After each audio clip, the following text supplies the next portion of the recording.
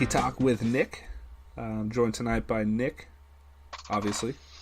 What's going on, Nick? Nothing much, man. I'm just really excited to talk about the ending of the second round. We got some quite a few exciting games and some new storylines that we need to talk about, and I can't wait to talk about all of them. Well, perfect. Let's dive right in. Let's start with the one series that has not been completed yet. Let's go with the Avalanche San Jose Sharks.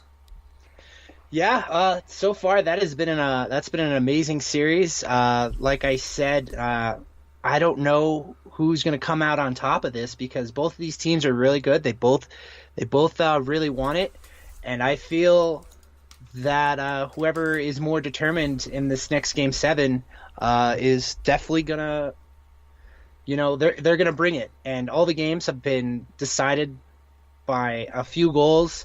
The entire series, it's been back and forth. Not one team has won back-to-back games in this series. Obviously, Game 7 is going to be tomorrow at San Jose, a.k.a. the Shark Tank. And we're going to see some pretty exciting stories. And even better, we might be seeing the captain of the San Jose Sharks, Joe Pavelski, return. But we're still not sure because he's still a game-time decision. So from what I was reading, what was it? This week was the first time he even skated with the team since his injury? Yeah, I mean, he had a couple... I think he said he had 4 or 5 staples actually in his head after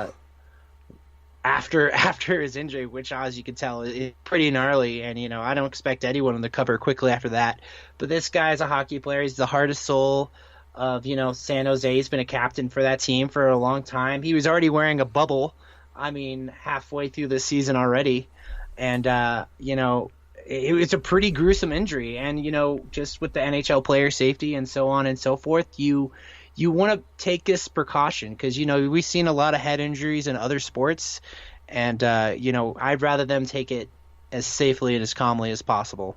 Because you don't want to see that, and then you don't want anyone to go down like that. It's terrible to see. Oh, absolutely. It is an aggressive sport, but same way with football. You got to make sure that you're able to protect the players. Oh, exactly. The helmets and, with technology these days, pads and helmets are advancing each and every year. But, there's still going to be situations like that.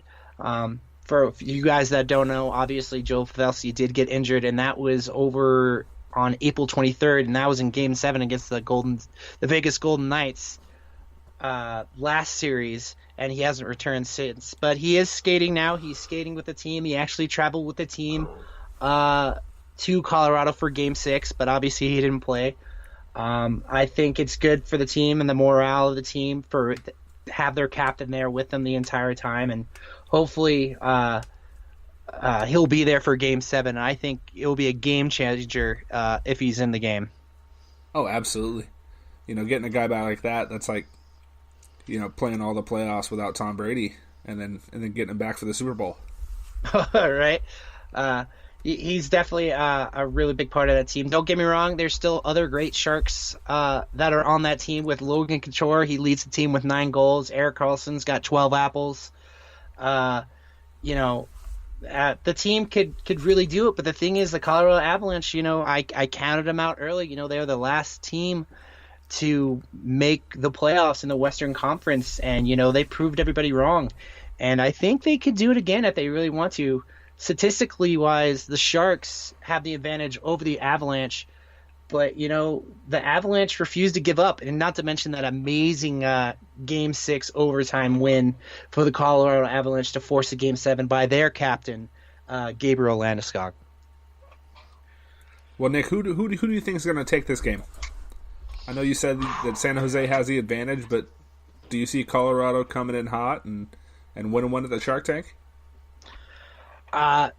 They've proved me wrong this entire season, and they could do it again. Again, I love my jumbo Joe Thornton and the San Jose Sharks. Statistically, like I said, they have the advantage, but I think it all comes down to if Joe Pavelski actually plays in the game or not. And if Joe Pavelski's in, I'm feeling San Jose. But without him, and especially if Nathan MacKinnon of the Colorado Avalanche is still continuing with his streak. He has 6 goals, a total of 13 points. If he's on, and he's going to light you up. So with that being said, God, this is probably the most difficult one I have to choose between this. I'm going to have to go Colorado. There, I said it. I'm sticking to it. Colorado. I'm picking them. All right. Well, you've made me a fan of Jumbo Joe Thornton this entire series. So I'm gonna choose the Sharks, purely out of hope. But tomorrow we will see. Yeah, it should be an awesome game. Obviously, that's the last game that needs to be played in the second round. The rest have already been decided. So let's go on to the other game in the Western Conference that just got finished, by the way. And man, my heart is finally coming down because that game obviously just finished in double overtime. Your St. Louis Blues finally getting over that hump to make it to the Western Conference Final, beating the Dallas Stars. And what a finish. Both teams should be proud of how far they made it. And were you able to watch the game? I wasn't. I was recording our UFC episode kind of right as it was going on. Yeah. So I was able to catch a little bit of the beginning, but none of the double overtime. No, it was Game 7, double overtime. Kids have been practicing this, their entire lives. This is their dream. It's their dream scenario. Tyler Seguin and Jamie Benn have put a lot of work into that team, especially with Ben Bishop as their goalie. He put a lot of work, but so did Tarasenko and the rest of their team. They busted their butt, and it's sad that one of these teams had to go home. Matt Zuccarello leaving New York to come to Dallas to have another chance to make the playoffs, and he obviously didn't finish the way he wanted to. The goal was quite insane. If anything, I feel terrible for Ben Bishop. It wasn't his fault. If you guys didn't watch it, so Pat Maroon, a local from St. Louis, actually scored the game-winning goal, and it was off a rebound. So someone shot the puck. It hit the post, hit the back of the goalie, Ben Bishop's head, and just trickled on the goal line. And then Pat Maroon just happened to tap it in, and that's all she wrote. Man, such a wouldn't say bizarre, but little less dramatic than expected.